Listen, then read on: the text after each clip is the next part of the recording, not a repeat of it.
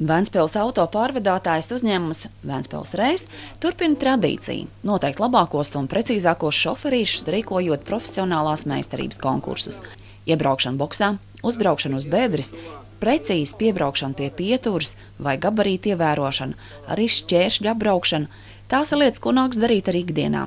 Konkursā manevri notiek slēgtā teritorijā, bet teorētiskais tests palīdz atcerēties ceļu satiksmes noteikumus. Testēšanu izgājuši 80 transporta līdzekļi.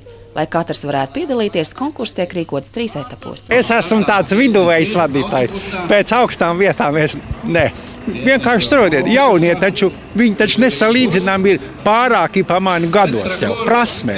Bet es esmu jau veterāns taču. Nu, kurš? Es nevaru ar tiem sacensties, un nemaz nedomāju ar viņiem sacensties. Nu, taču tā taču ir dabīgi. Jūs taču pat to saprotat. Cilvēks, kas jau ir mūža norietā, nevar sacensties ar jauniem puišiem, kuri ir virsotnē, dzīves virsotnē. Nē, tas pieredze ir viena lieta, bet spējas ir cita. Augstāk par sevi nevar uzliekt. Alberts uzņēmumā strādā jau 45 gadus. Šādi konkursi ļauj Ventspils Reisa vadībai novērtēt savu darbinieku profesionālo kompetenci.